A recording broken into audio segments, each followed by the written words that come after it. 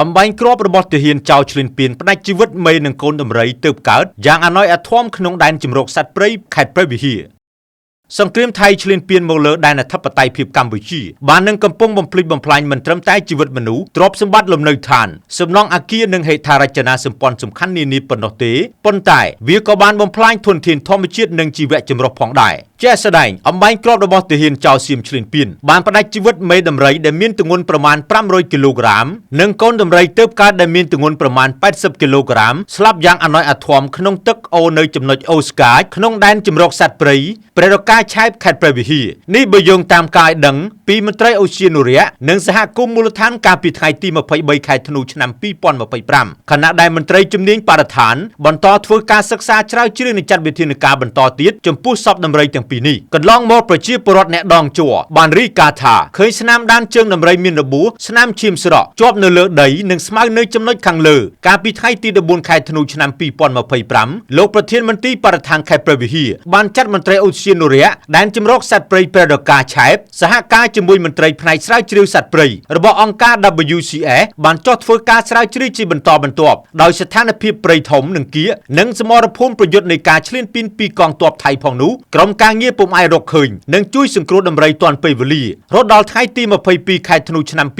2025បានប្រទះឃើញដំរីទាំងពីរបានស្លាប់បាត់បង់ទៅហើយឯកឧត្តមបណ្ឌិតអៀងសុផាឡែតរដ្ឋមន្ត្រីក្រសួងបរិស្ថាននៅក្នុងឱកាសការអញ្ជើញធ្វើបឋកថានៅរាជបណ្ឌិតសភាកម្ពុជានៅថ្ងៃទី23ខែធ្នូឆ្នាំ2025បានមានប្រសាសន៍ថាសង្គ្រាមឈ្លានពានមកលើអធិបតេយ្យភាពកម្ពុជាបានបំផ្លិចបំផ្លាញមិនត្រឹមតែជីវិតមនុស្សទ្រព្យសម្បត្តិវាបានបំផ្លិចបំផ្លាញធនធានធម្មជាតិនិងជីវៈចម្រុះផងដែរការឈ្លានពាននិងរំលោភដែនអធិបតេយ្យភាពរបស់កម្ពុជាបានផ្ទុយនឹងច្បាប់អន្តរជាតិដែលមានចែងហាមឃាត់មិនឲ្យវាយប្រហារប៉ះពាល់បរិស្ថានឬតំបន់ការពារធម្មជាតិនោះទេសូមបញ្ជាក់ថានៅខេត្តព្រះវិហារកន្លងមកបានរកឃើញមានវត្តមានដំរីប្រមាណ20ក្បាលកំពុងរស់នៅនិងចល័តពីជួរភ្នំដងរែកជាប់ព្រំដែនកម្ពុជាថៃក្នុងភូមិសាស្ត្រនៃដែនជំរកសត្វព្រៃឆែបព្រះរកាខេត្តព្រះវិហារចុះទៅដល់រហូតដល់ព្រំដែនកម្ពុជាឡាវខេត្តព្រះវិហារមានតំបន់ការពារធម្មជាតិចំនួន8ក្នុងតំបន់ការពារចំនួន3ដែលមានភូមិសាស្ត្រជាប់ព្រំដែនកម្ពុជាថៃរួមមានតំបន់ការពារទេសភាពប្រាសាទព្រះវិហារដែលជំរកសត្វព្រៃគូលែនព្រំទេពនិងដែនជំរកសត្វព្រៃព្រះរកាឆែបកំពុងរងការបំផ្លិចបំផ្លាញធនធានធម្មជាតិជីវៈចម្រុះដែលក្នុងនោះសត្វព្រៃជាច្រើនដែលងាយនឹងបាត់បង់ពីធម្មជាតិដោយសារការឈ្លានពានពីប្រទេសថៃ